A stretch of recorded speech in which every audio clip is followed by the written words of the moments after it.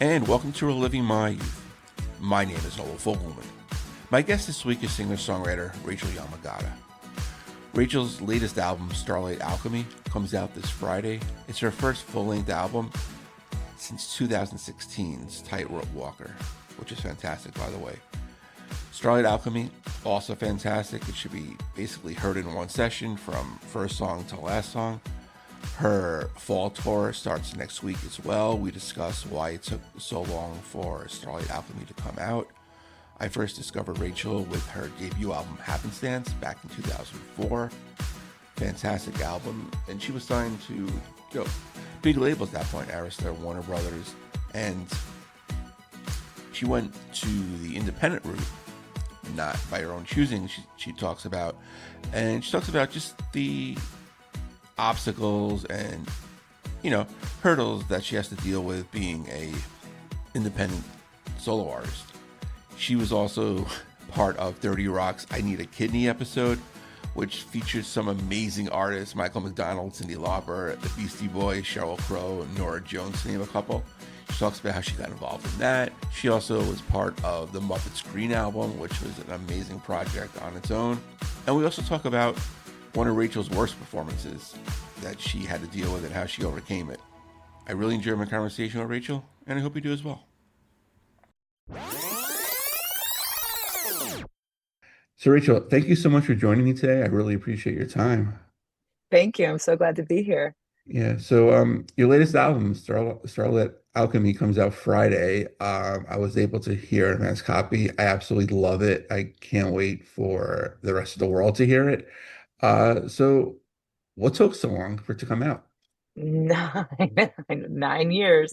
Yeah. Well, the condensed story, as much as I can condense it, in 2019, I finished doing my normal round of touring for a record cycle, hit Europe, Asia, the US, and in 2020, I had planned no tours so that I could make a record. That was the year I slated to do it.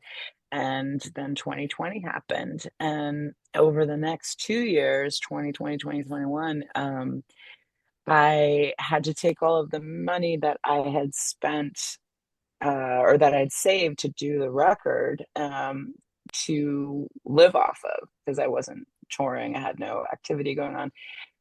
And of course, went through what everybody went through for 2020. So, on a creative side, the song started reforming to integrate some of what was happening and what collectively we were experiencing. And we were getting through. We were learning a new way to live. We were having, various consciousness changes, all of the things. I had to and retour in order to make some money to do another round of funding to make the record. So that pushed things back another 2 years, something like that. The schedule of venues and rescheduling was kind of nutty. And then I really got into making the record. And over that time, I thought it was going to come out last year. So I did a US tour. I had things sort of set up to go, and the label that I thought I was going to work with, that fell through. So then became a new search for a partner to put the record out.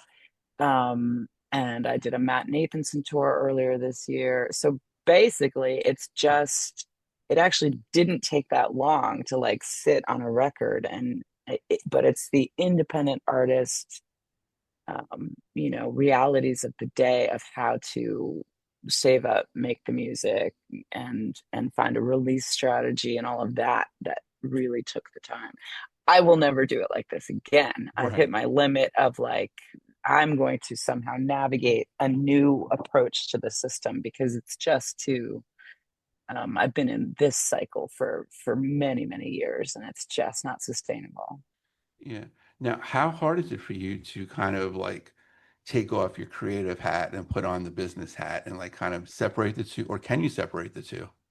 I actually have to force myself to put the business hat down because since 2011, when I I took things over purely because I was losing on. I think I always have the number 53,000 in my head every year.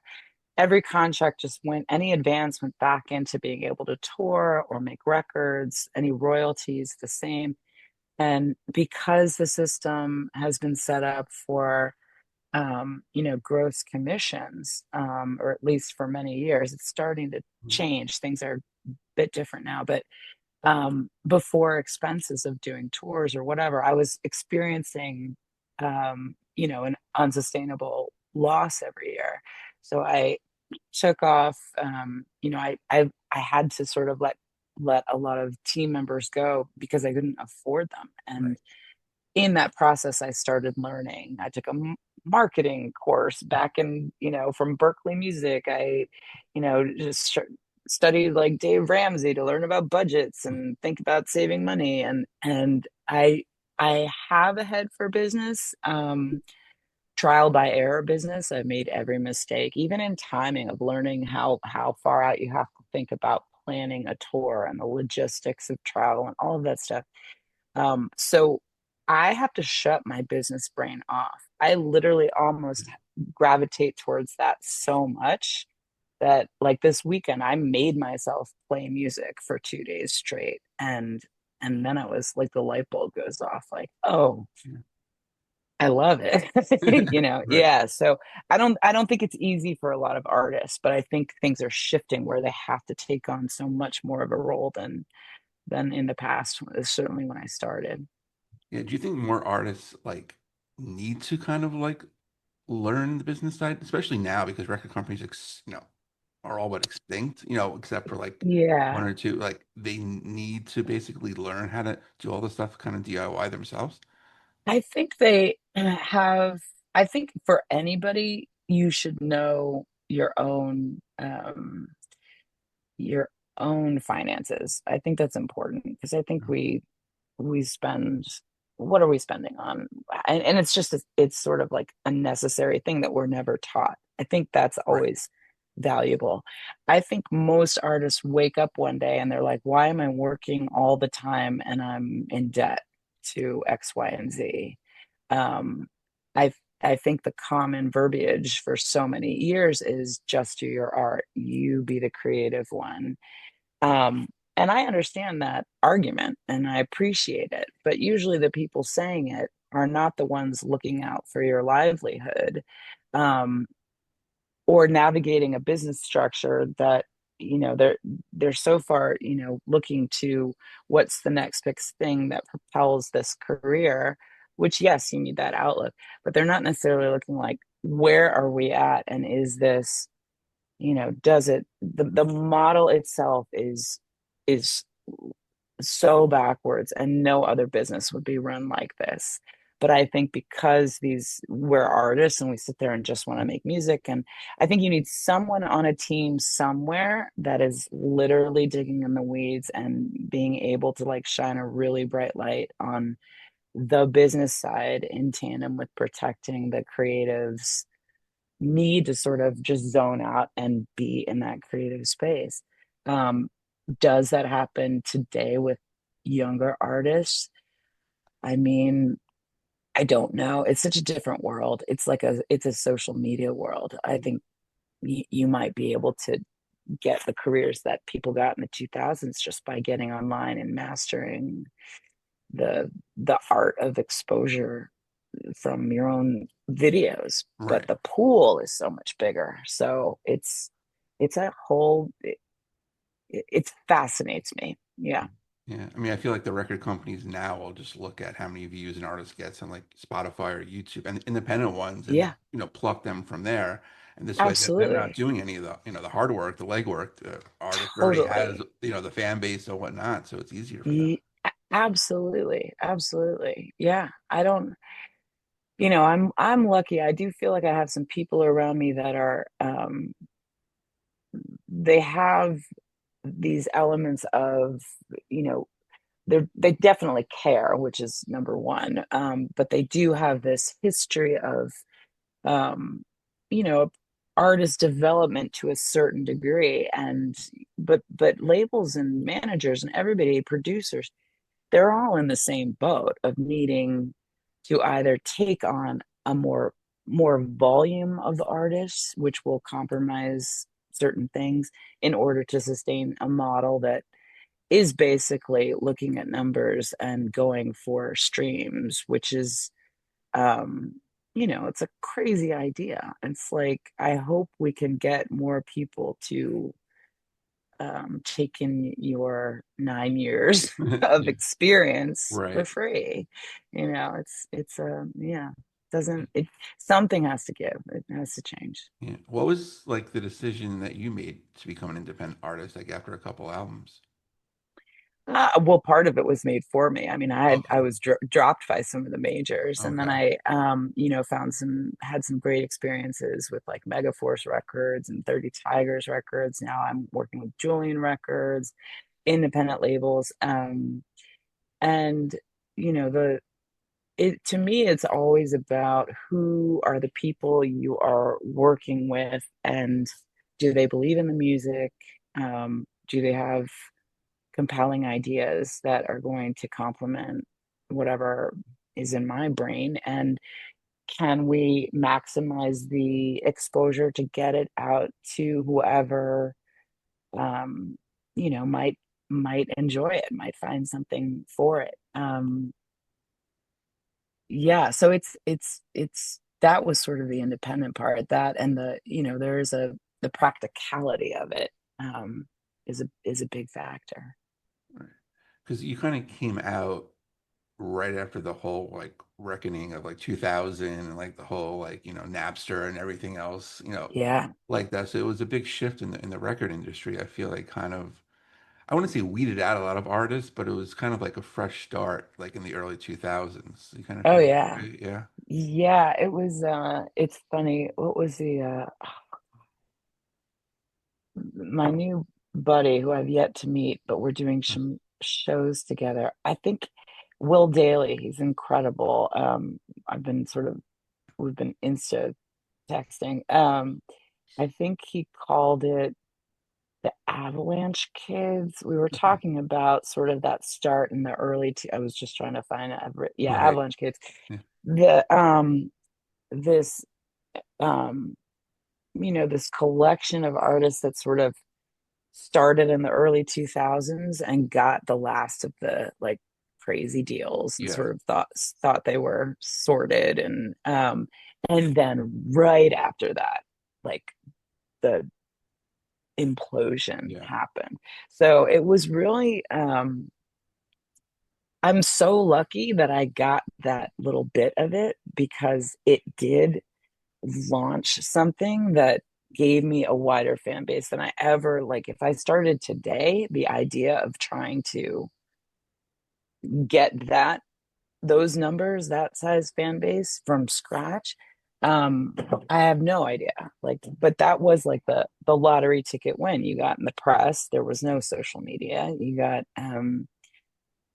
through the veteran A&R at different labels, and you got your ticket, and it was it was a different time for sure. Yeah. 'Cause I can remember exactly where I was when I first heard Happenstance. Oh. Yeah, because that's when I'm a fan from the beginning. So it was, 2004. I was on a business trip in Michigan, Uh-huh. and there was a Borders. I remember Borders, because Yeah, all those of stores now are course. all gone, unfortunately. They Sure. just had those listening stations. Mm-hmm. And you can spend like Yep. hours just going from like, album to album if you have the time. Just sit there and enjoy Yeah. it. And Yeah. Happenstance was featured as one of them. So listen to the whole album. I was there for like, an hour, and I immediately Really? purchased the CD. And yeah, I was an instant fan right there. So Ah, yeah, thank so you. yeah, I mean, can't believe it's like 20 years already. Yeah, I But know. it's It's it, it's crazy. it's crazy now. I kind of feel like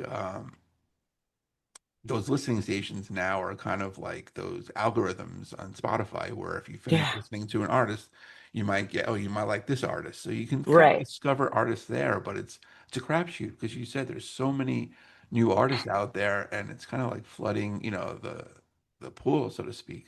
Yeah, yeah. I do wonder if like curation is going to become the new uh mode. I mean, I look at if you looked at my desktop, you would be like, how is this happening? Like, how Right. does she make sense of anything? My digital world is a friggin' mess, and my it's the way things are hitting my brain in terms of algorithmic suggestions on social media. Like, I'm not even getting things that I follow anymore. It's Right. all like feeds of just Exactly. random whatever. Random shit. Yeah.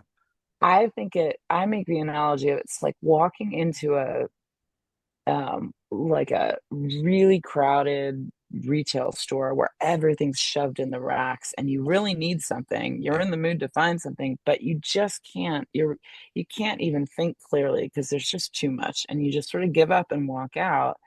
And I can't imagine this isn't happening to more people where they're just like, oh, forget it. Yeah. I'm literally gonna trust my best friend who's like, I just heard this. It might revert back to word of mouth or some sort of um, really top notch curation that um, isn't algorithm based. It's the source, the human heart source. It's somebody that you trust. So we Yeah. shall see. Yeah. I mean, I feel like, with music, well, the streaming sites, if it's something you don't like, all right, it's okay. Rather than social media, when you see a post and half of it's just stuff you just don't care about or makes you angry, Yeah, at least with music, it won't make you angry. It'll just like, yeah, I'm not a fan of this song, so you change the yeah, artist. So it's a lot yeah, different, with the world going on now, compared to like just music. So yeah, yeah, yeah, for sure. yeah. So with Starlight Alchemy, I feel like, it starts off with backwards, love it. And then, the whole album just like kind of flows from one song to another. I feel like you need to hear the whole, album in one sitting rather than just like playing songs or like shuffle the playlist, so to speak. It's kind of like old school in that regard. Thank you for saying that. That is my goal. It was very intentional. I really like spent a lot of time with sequencing and what it felt like as one went into the other. There for some reason, I suppose this happens to artists. Most of the songs are in the same friggin' key. I'm like, there it actually really makes them Yeah. hard to learn. It's kind of funny. I've been learning them for tour and I'm like, oh my, it's like one finger different. And like I have all these tricks to make me remember things. But um that's that's what started to happen. And I think because I was doing early demos in honestly the 2020 time experience, it all just sort of got surreal and blending. And I started making interludes and then I would just randomly go into the next song. I recorded some of them that way, where I literally recorded piano vocal for one and kept the tape playing and then went into the next one. And they created these little vignettes that go together um and it is that kind of record. It's not supposed to be. I mean, there's one or two where you might like be like, okay, that's the song I want to hear and it works, but it's a whole different experience if you do find your own private moment, take a walk, like lay under the stars, like, have your own experience with it. It's really a collaboration with the listener in a new way that I haven't done. And who knows if it'll work? I mean, it's like the attention spans of but if people do it, if people really give themselves that kind of experience, you get a whole you get just a different level of experiencing that record. And I just keep saying, do not put it on during a dinner party. like Right, exactly. Yeah. it's really not that kind of record. No, definitely not. Yeah, but it could give you a really magical walk by yourself. Yeah. It'd be very restorative. Absolutely. I mean, I have like a nice long train commute, so I just put it on and listen on the Ah, train. nice. It's fantastic. Do you plan I to love kind of that. play it like, front to back on tour? I'm trying to figure that out because They do flow well with each other. I'm going to have a violinist and a cellist, a guitarist, Michael Chavez, who also produced Somebody Like Me. I've played with him forever. He does he's like Daniel Lanois with his Okay. soundscapes. It's just beautiful. We're playing a lot of like churches and sort of different rooms that sort of lend itself to the vibe of just an experience. Mm. But the order is like it's throwing me a little. I'm mixing in some staples. It's Yeah. never easy to like watch all new songs. So I have actually, if you bought a ticket to the show, you did get a chance to get a link to the early stream of the record. Um, and I'm playing with like quotes and samples and visuals and like how do we give just enough sort of push and structure around these so that it's not uh, so that you really can sink into your experience versus it being too hard. And that may change the order. I'm not sure. Also, people know Backwards and Birds now. Those were the two Yeah. songs that were released Oh, first, yeah. and those are the first two songs. So Yeah. that's another question of do I start with those and that's the familiar thing Yeah. and then is it a letdown? I don't know. It's Yeah. those are that's my next 48 hours, honestly. Right. Yeah. Yeah. I mean, but before like doing this tour, how much like thought do you put into like doing a playlist? Or I should say a set list for a show. I I mean, it's crazy because what also happens as a solo artist is my lineup changes all the time. Right. And I also don't you don't really know how something is gonna go until you're in the room with the musicians creating a new arrangement of what this is. So sometimes whatever I've got planned shifts, during the 2, 3 days of rehearsal before the tour. Mhm. Sometimes it changes as you go. But I put a lot of thought into it. Because I want it to feel like a show. Yeah. My biggest gripe is um, the time because I'm doing so much business stuff. Right. I want the hey Lily. Oh my God, my cat is chasing a squirrel. Squirrel got away. Oh, Um, good. the yeah, the I would love more time and I want lights. I want, there's a lot of things I want on the creative side to build a unique experience. Yeah. Now, shifting back to the business side, how difficult it is to find venues and like ones that you think you can fill out or, just like pricing. I mean, how difficult has that been for you? It's tricky. It's definitely tricky, and I learn something new each round of touring, honestly. Sometimes it's uh, you know, travel logistics, sometimes it's we waited, we didn't have enough in sort of in the know by the time we're hitting up venues, and so some of them are booked and or there's the routing is really tough to figure out. There's a time period of like 7 months beforehand to get this together, and I'm like, I don't even know if I have a band. Right. There's a lot of crafting, and we don't get it right a lot of the times. Like we're sort of like we do and we don't, I should say. And you know we're we're hoping for the best. The economy is really challenging for people Yeah. right now. My ticket prices are high, and the bummer is it hasn't my guarantees haven't changed. I'll still lose a bunch of money Right. on this tour, and things are going on credit cards, and um that is the part for me that has to change. I've It's been 20 plus years of this, and I have to find a new way to do it because doing all the roles to the degree that I do, I haven't gotten a mammogram. I haven't seen my dad in a year. I miss everything of Right. everybody's. I haven't. my house is insane. Like everything's everywhere. There's never been a repair done unless Right. there was like deadly mold, So Exactly. there's Yeah. other pieces of life that like I need to attend to and figure out. So we shall see. Yeah. Yeah. No, I mean it's got to be, difficult. Just, you mentioned with the economy, and I mean, I don't know if you use like say Live Nation for your, tickets, or you just kind of do it, independently.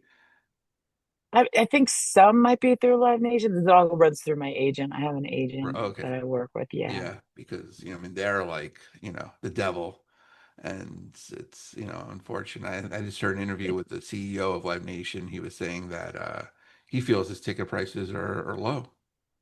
And Mm. you look at it, like, no, they're not. I mean, it's kind of I tickets to me used to be like 18, $20. Yeah, And that's, exactly. and Yeah, it's like, but it's the same with, you for me, I've spent 78 grand making this record. It's about to right. go out for free. It's Yeah, like it's all friggin' backwards. I built a stage out of pallets in my backyard, and next year I might be like, all right, super fans, come to my house. Not only am I going to give you a barbecue, you're going to see my house, hang with my cats, and I'm going to play a show on the stage, yeah, and we'll do a fair trade for whatever that is. Like, there's other ideas yeah, percolating about how to um not be beholden to unfair systems right. anymore. Maybe you have some of the fans, help with the plumbing, or Ah, take, yeah, clean out share the gutters and everything. share skills. I'll do a counseling session for Yeah, some help power with wash the. the house or whatever. Yeah, yeah, totally. Yeah, yeah, So funny. yeah. Now I've spoken to a few artists who do like the house concerts. Have you Yeah. ever done that or considered doing that?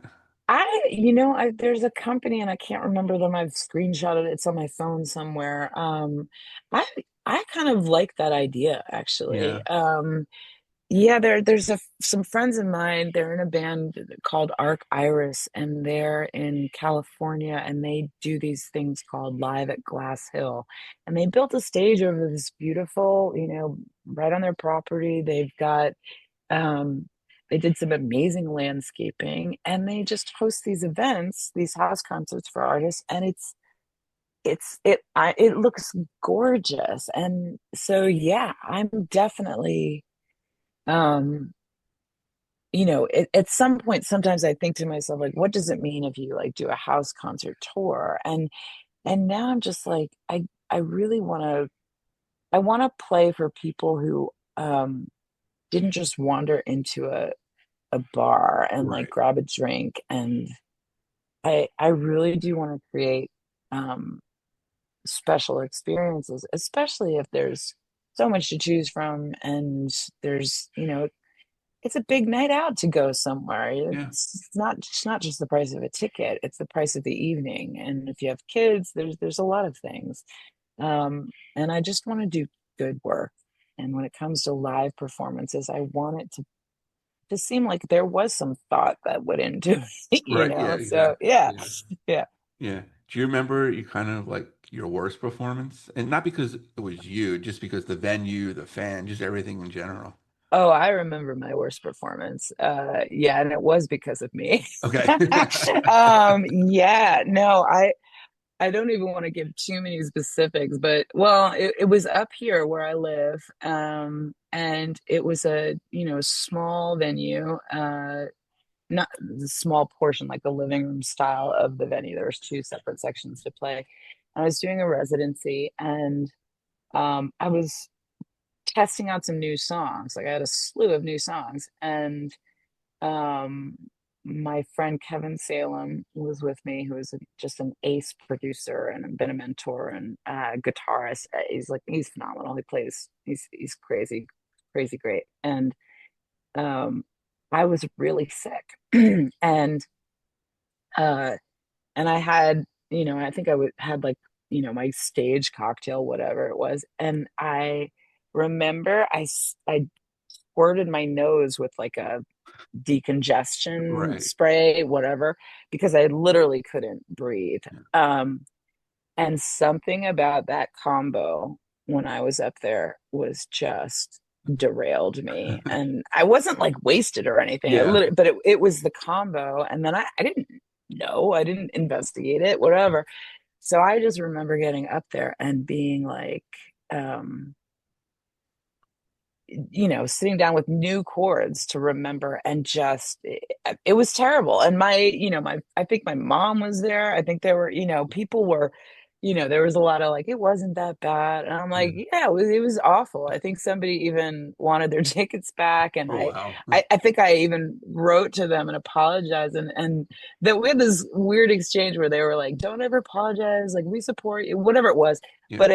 But it really kicked my ass. And the next week I played the best show of my life, Okay.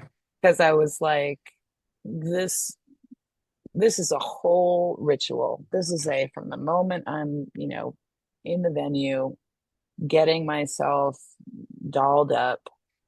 I do a little mantra now about, letting go of my ego and sort of channeling an experience that will be helpful for whoever's in the room. So it kicked my ass. It was my worst show, and it was one of the best things All to right. kick my ass. Yeah. Yeah. Did you ever have like a big ego? I think I'm always skirting on like, what the fuck? I'm Rachael Yamagata. Like, if Yeah. something goes really wrong, and then I'm always like, I have the song Somebody Like Me is like the typical artist thinking they're an imposter, they're total Right. crap, So I think it nullifies it and keeps it pretty balanced, because who am I to get on a stage and ever pontificate or sing a song? It's crazy to do. I live in the woods for a reason. I get, sometimes I fumble my words going to CVS and talking to whoever's checking me out, because I haven't spoken with anybody. And I'm Right. like in my brain about, I sound like such a jerk, whatever. Um, but there was no time where I was like, uh, yes, of course, I deserved everything. Yeah. Like, I doubt it all the time, for sure. Right. I got to ask you about He Needs a Kidney.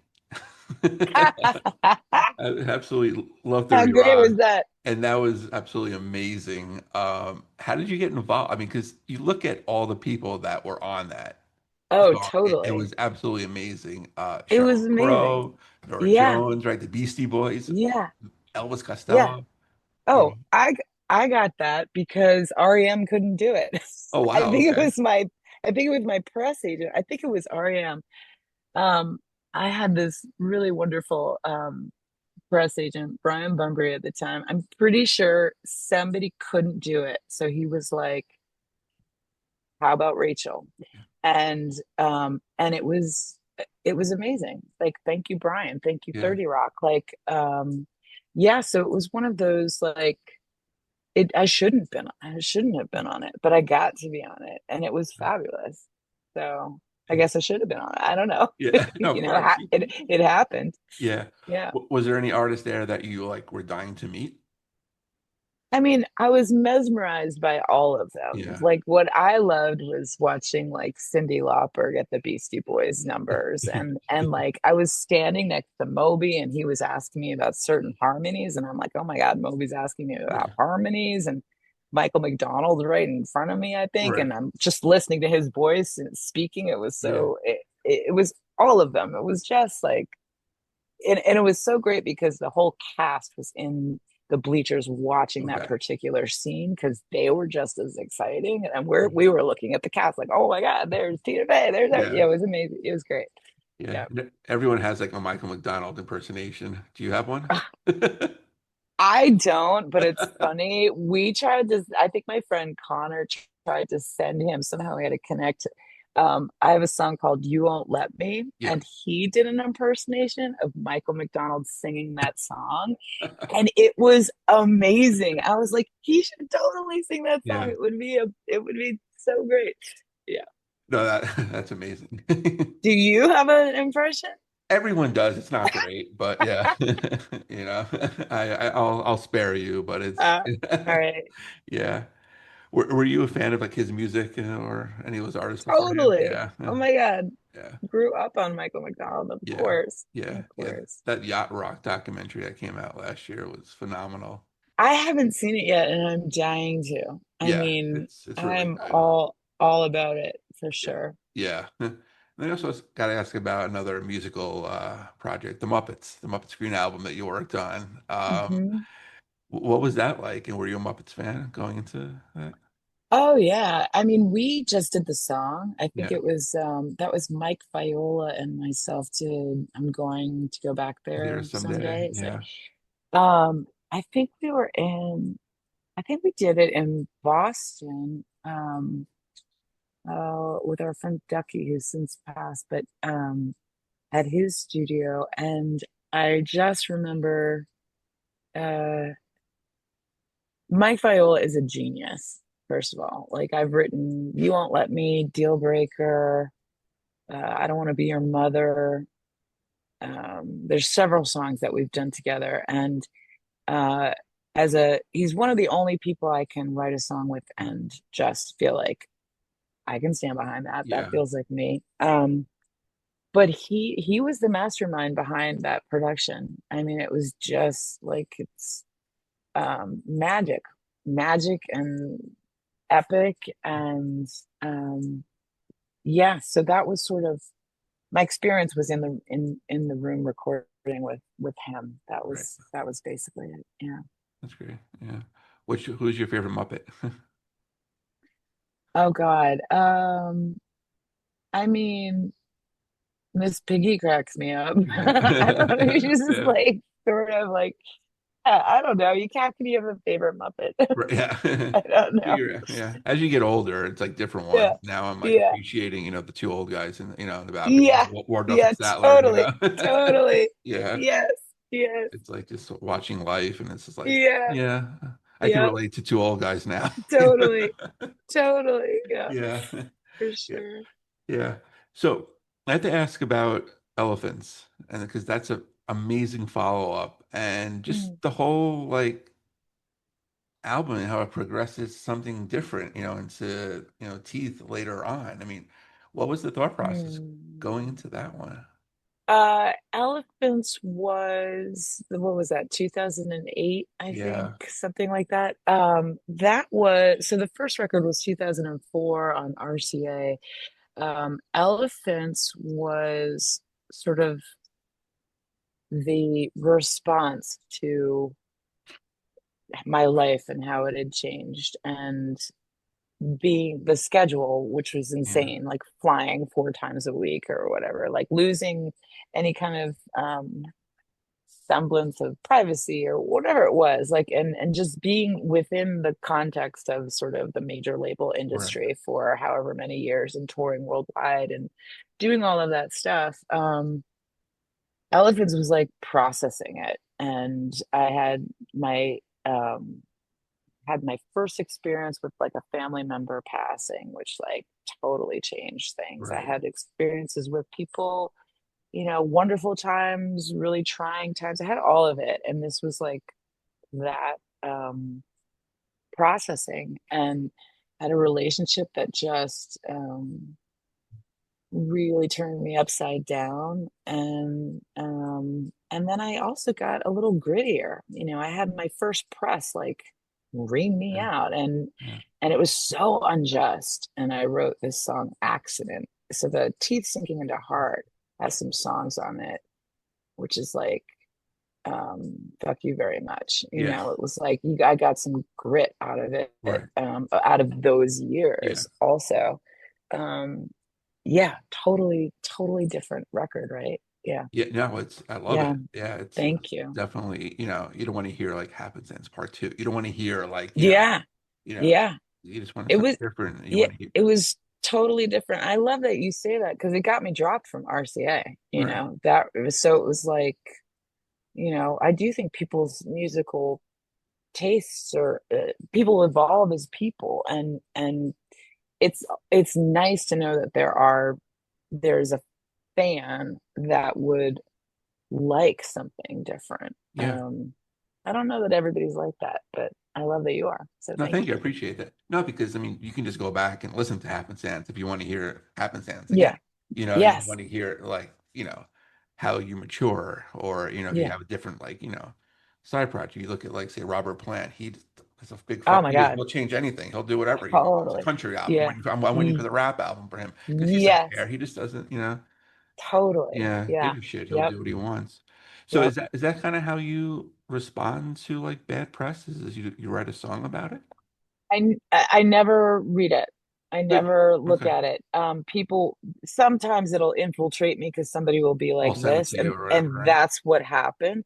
But I never read it. I don't Google myself. I have Yeah. no if it's like some little screenshot of something fun, okay, I get it. But Yeah. like I never read reviews. I never even look at pictures. I still don't know how to like I'm just learning the like read, oh, somebody tagged you or posted a whatever. And like, Yeah. yeah, those are rabbit holes I try to stay far away from. Right. Yeah. Yeah. Do you feel like you kind of need social media for your career or not? I think now it is definitely seems like the way of it. Um what I've learned a lot over the past few months. I mean, I'm Yeah. editing videos left and right, and I'm learning God about it. And I have to catch myself because I'm like, what am I doing this for? How Yeah. much time is it taking? And what is the end goal to be scrolled through? And it Right. registers as a number that of how many, whatever. It's the whole um it, I do have to like I was on my phone the other night on the porch doing Right. something like this, and I feel something on my foot, and it's a raccoon licking my foot. Right. And I'm like, this is the exact thing that, like, get off your friggin' phone, get off this social media in the middle of the night. Yeah.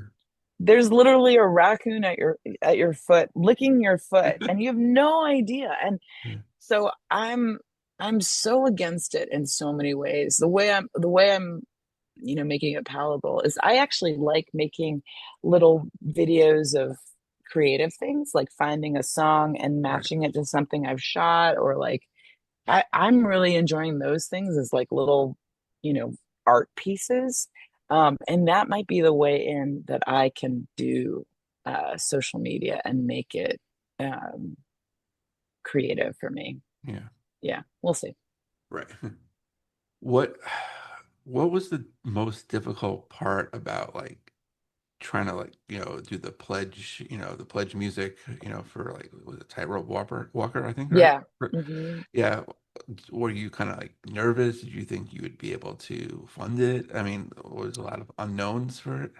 I'm trying to think because I've done two pledge campaigns, and there was Tightrope Walker, and then I did one Chesapeake, right? for, oh yeah, Chesapeake. Yeah, Yeah. of course. So the and it was incredible to know that fans were out there because there had been Yeah. gaps. I'd been Right. touring and doing all this stuff, and were so supportive and would buy, they'd want a handwritten lyric, or I Yeah. did somewhere actually, like, I was like, send me a paragraph of your experience, your life that you want to have me write a song about. And like, that was really fun. It took some time, but it was Right. really fun.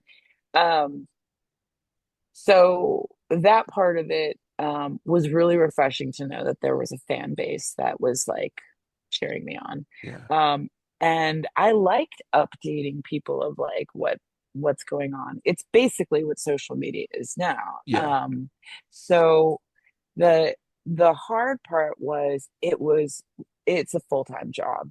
I shipped out 2,000 packages myself. Wow. Literally, I'm designing X, Y's, and Z's. My house is filled with like t-shirts and handcrafted whatever's.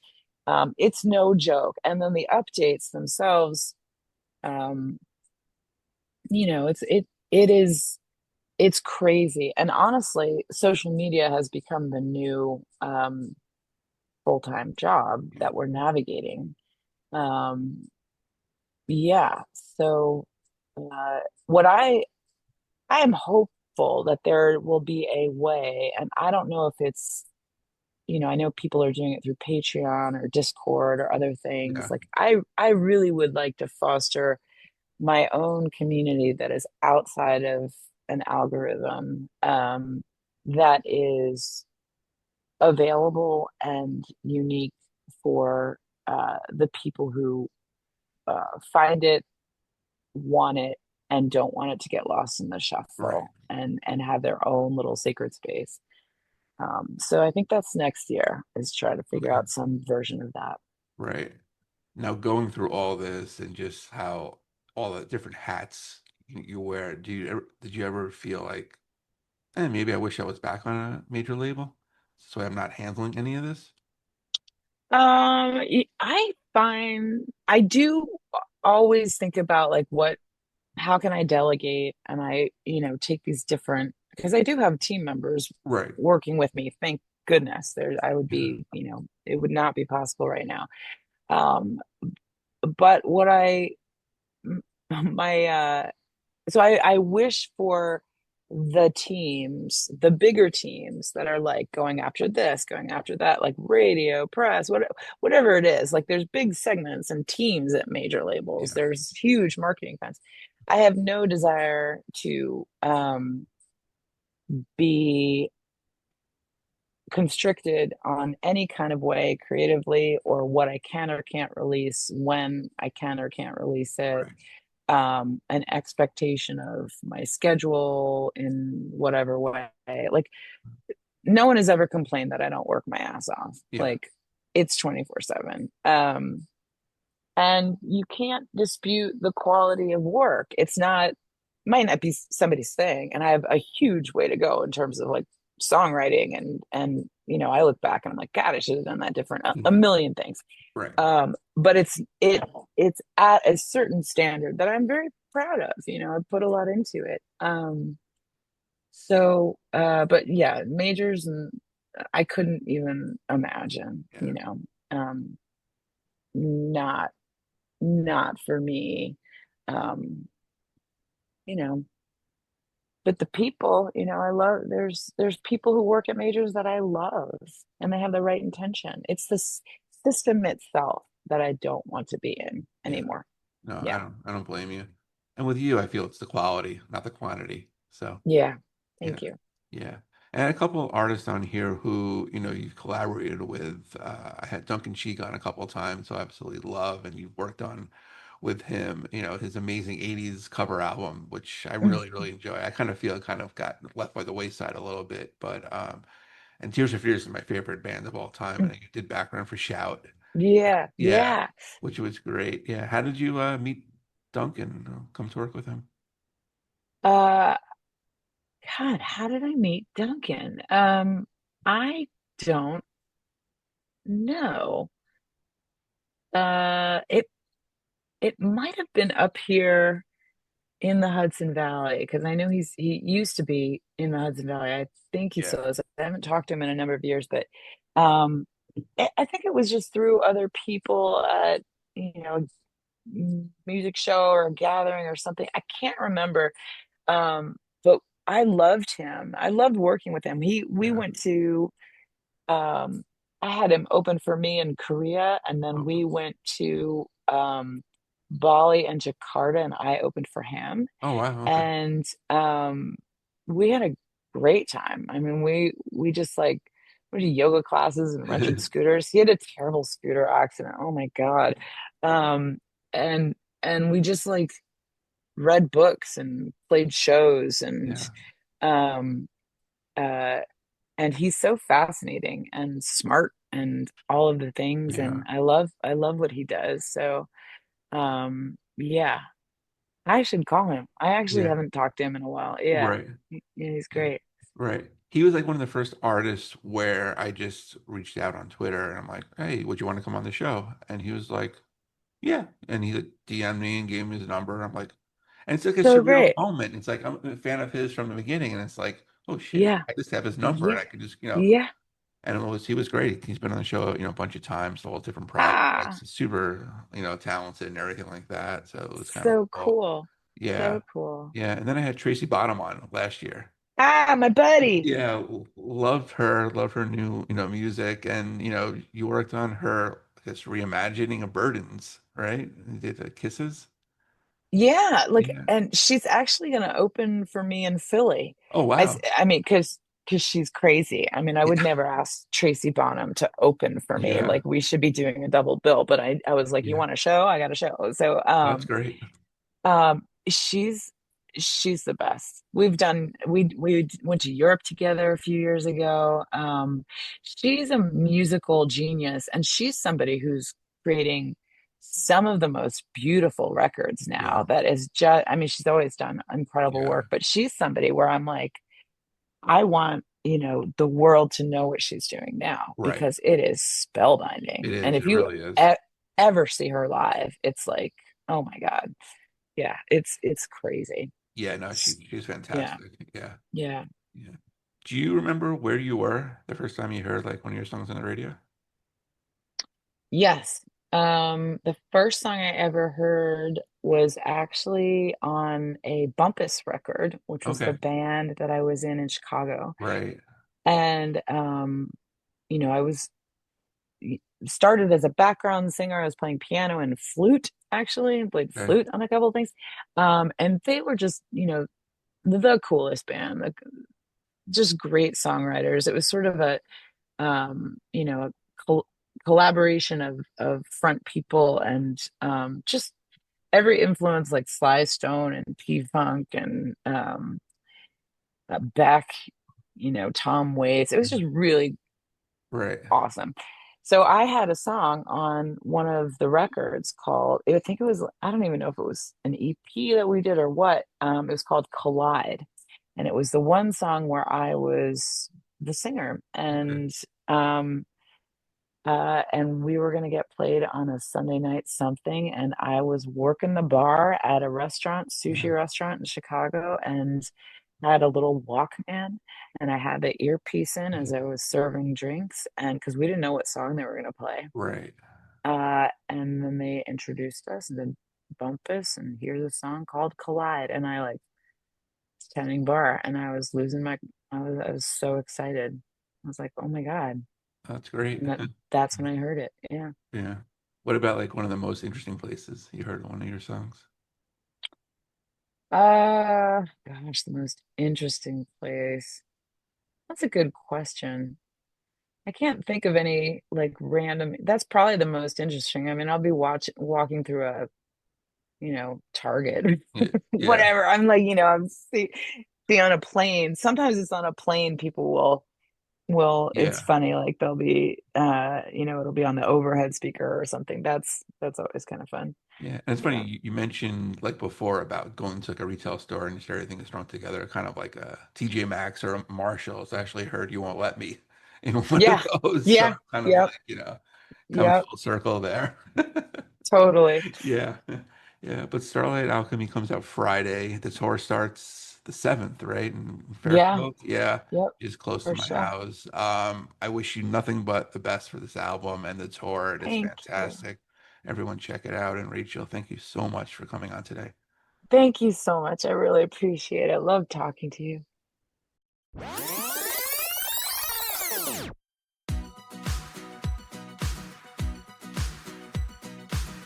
And a special thanks to Rachel for joining me today. Go check out Starlight Alchemy.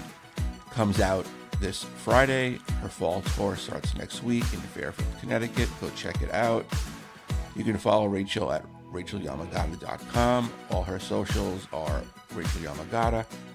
And if you have a guest suggestion, you can hit me up on X, formerly Twitter, at the first Noel19, or like the page Living My Youth on Facebook. Go to iTunes, check out all the past episodes we've had. While you're there, please rate and review the show. You don't have iTunes? Not a problem. Show's on SoundCloud, Spotify, Podbean, Amazon Music, YouTube, wherever you can find a podcast. A new episode will come out soon. Stay safe, everybody. And before we go, here is Birds off of Starlight Alchemy. Check it out. Send me a sign and I'll pass it on as best as I can to the broken man who doesn't quite believe yet, but he's coming.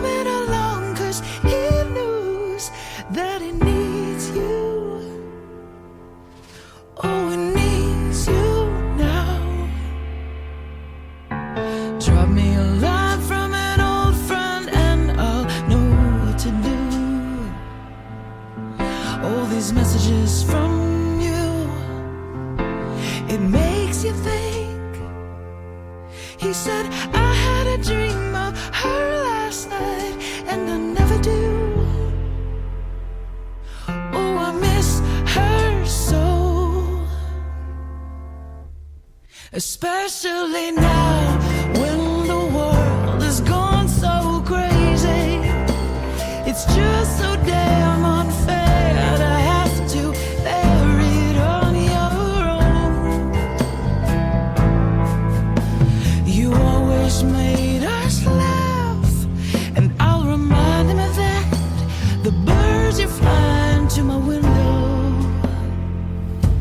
I'll make sure he knows. Yeah, I'll make sure he knows. All of this time we have held on, it's the best we can do. We are making it through, and it makes you think, what'll I do with all this time that I never do? Oh, I miss her too, especially now when the world has gone so crazy.